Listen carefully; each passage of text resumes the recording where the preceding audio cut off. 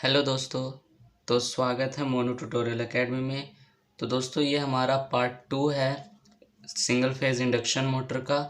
तो चलिए पढ़ते हैं। जो आज का हमारा टॉपिक रहेगा वो रहेगा double revolving field theory of single phase induction motor. तो दोस्तों क्या है कि जब हम इक्विवेलेंट सर्किट सॉल्व करते हैं इस सिंगल फेज मोटर की, तो हमें उसमें डबल रिवॉल्विंग फील्ड थ्योरी की ज़रूरत पड़ती है और ये काफ़ी इम्पोर्टेंट है। तो इसलिए हम इक्विवेलेंट सर्किट से पहले हम डबल रिवॉल्विंग फील्ड थ्योरी को पढ़ लेंगे, ठीक है। तो चलिए शुरू करते हैं। मैं इसमें क्या है आपको साथ साथ इंग्लिश में ही बताऊंगा ताकि आपको कुछ कन्फ्यूज़न ना हो। और जो इंग्लिश स्टूडेंट है वो इंग्लिश का पढ़ सकते हैं और जो हिंदी का स्टूडेंट है वो हिंदी में पढ़ सकते हैं। तो चलिए शुरू करते हैं। मतलब कि जो हमारा डबल रिवॉल्विंग फील्ड थ्योरी है ये बताता है कि जो हमारा स्टेशनरी पल्सेटिंग मैग्नेटिक फील्ड को दो रोटेटिंग मैग्नेटिक फील्ड में रिसॉल्व किया जाता है, ठीक है, हल किया जाता है। ओके। और नेक्स्ट पॉइंट है हमारा कि each of equal magnitude but rotating in opposite direction.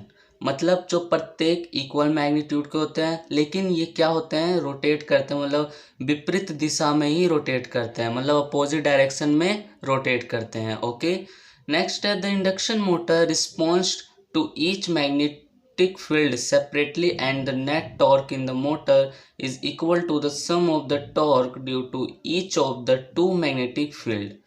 मतलब कि जो हमारा इंडक्शन मोटर प्रत्येक मैग्नेटिक फील्ड के लिए अलग अलग है और मोटर में नेट टॉर्क दो मैग्नेटिक फील्ड में से प्रत्येक के कारण टॉर्क के बराबर है। Okay. The equation for an alternating magnetic field whose axis is fixed in space is given by. मतलब जो एक अल्टरनेटिंग मैग्नेटिक फील्ड के लिए इक्वेशन जिसका एक्सिस स्पेस में तय किया जाता है वो है, जो हमने इसको डिनोट किया है, जो हमारा स्मॉल बी ब्रैकेट में अल्फा इक्वल क्या होगा, B max sine omega t cos phi के, ठीक है। इसको हम फर्स्ट इक्वेशन मान लेंगे। ओके। देखिए दोस्तों जो हमारा यहाँ पे बी मैक्स है वो हमारा मैक्सिमम वैल्यू है किसका, sinusoidal distribute air gap flux density का, जो प्रोड्यूस होता है by a properly distributed stator winding carry alternating current, carry करता है हमारा alternating current of frequency omega and phi. इसको मैंने फाई दे दिया, आप अल्फा बोल दो। Omega and alpha is space displacement angle measured from the axis of the stator winding. Okay. तो यहाँ पे क्या है, सिंस इससे क्या होगा कि जो हमारा साइन ए कोस बी होता है वो इक्वल होता है 1/2 साइन ए माइनस बी प्लस 1/2 साइन ए प्लस बी। आपने ट्रिग्नोमेट्री में ये को देखा भी होगा फॉर्मूला, तो उसी से हमने लिया है, ठीक है। तो देखिए जो हमारा इक्वेशन फर्स्ट था उससे हमने लिखा है इस फॉर्मूले में, जो हमारा स्मॉल बी अल्फ़ा इक्वल हो जाएगा 1/2 बी मैक्स साइन को ब्रैकेट में omega t minus alpha bracket close plus 1/2 B max sine bracket omega T plus alpha bracket close. तो ये हमारा हो जाएगा सेकंड इक्वेशन, ठीक है। तो जो हमारा इसमें first term of the right hand side, जो हमारा फर्स्ट टर्म है right hand side of the equation 2 represent कर रहा है the equation of revolving field moving in the positive alpha direction. मतलब जो हमारे ये फर्स्ट टर्म है, ये वाला first term 1/2 B max sine omega t minus five मतलब अल्फ़ा, तो ये हमको डिनोट कर रहा है क्या कि ये equation of a revolving field moving in the positive direction है और इसका जो मैक्सिमम वैल्यू होगा वो इक्वल होगा किसके, 1/2 बी मैक्स के, ठीक है। और जो सेकंड वाला मतलब जो हमारा सेकंड टर्म है ये right hand side 1/2 B max sine bracket में omega T plus alpha bracket close, तो ये जो हमारा second term on right hand side है इक्वेशन 2 में वो रिप्रेजेंट कर रहा है equation of revolving field theory moving in the negative alpha direction. मतलब जो हमारा फर्स्ट टर्म कर रहा था वो हमारा पॉजिटिव डायरेक्शन को शो कर रहा था और ये हमारा नेगेटिव डायरेक्शन को शो कर रहा है, ठीक है। इट्स एम्पलीट्यूड, जो इसका एम्पलीट्यूड होगा वो ऑल्सो इक्वल होगा हमारा 1/2 बी मैक्स के, ठीक है। तो आप इन दोनों टर्म को समझ लिए। The field moving in the positive alpha direction is called the forward rotating field.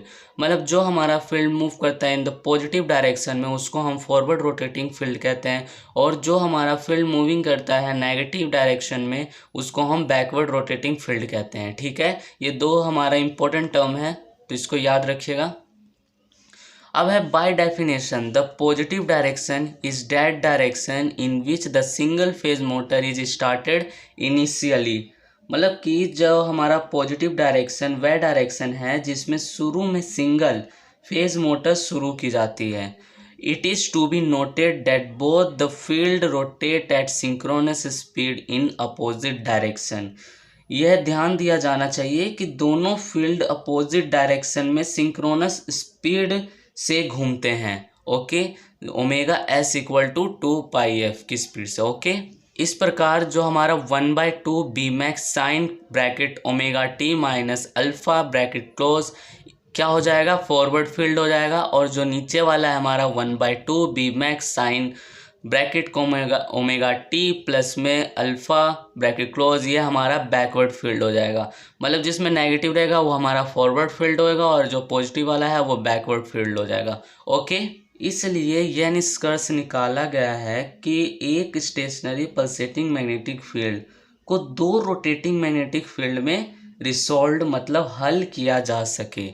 ठीक है, आगे है कि both of equal magnitude and moving synchronous speed in opposite direction at the same frequency as the stationary magnetic field alternates. मतलब कि दोनों equal magnitude और stationary magnetic field में एक ही फ्रीक्वेंसी पर अपोजिट डायरेक्शन में सिंक्रोनस स्पीड को आगे बढ़ाते हैं।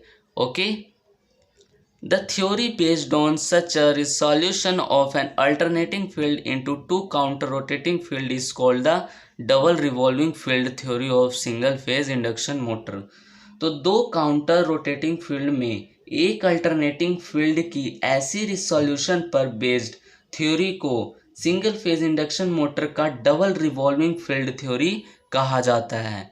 ठीक है, when the rotor is stationary, जब हमारा रोटर स्टेशनरी होगा तो क्या होगा, जो हमारा इंड्यूस्ड वोल्टेज होगा वो इक्वल होगा और अपोजिट होगा। ठीक है, मतलब इन अदर वर्ड एक दूसरा वर्ड भी है इसमें कि जो a single phase induction motor with single stator winding inherently has no starting torque. मतलब कि सिंगल फेज इंडक्शन मोटर के साथ सिंगल स्टेटर वाइंडिंग स्वाभाविक रूप से कोई शुरुआती टॉर्क नहीं होती।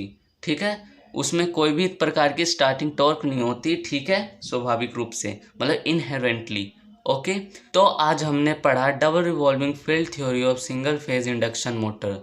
आई होप कि ये वीडियो से आपको बिल्कुल क्लियर हो गया होगा डबल रिवॉल्विंग फील्ड थ्योरी। अगर आपको क्लियर हुआ हो, अगर वीडियो अच्छी लगी हो तो लाइक कर देना और साथ में ऐसी वीडियो देखने के लिए चैनल को सब्सक्राइब कर देना और ज़्यादा से ज़्यादा इसको अपने दोस्तों में भी शेयर करो कि ताकि जो हम इक्विवेलेंट सर्किट का जो हम न्यू वीडियो बनाएंगे तो उसमें आप बिल्कुल भी कंफ्यूज ना हो और डबल रिवॉल्विंग फील्ड थ्योरी से आप इजीली उसको समझ सकें।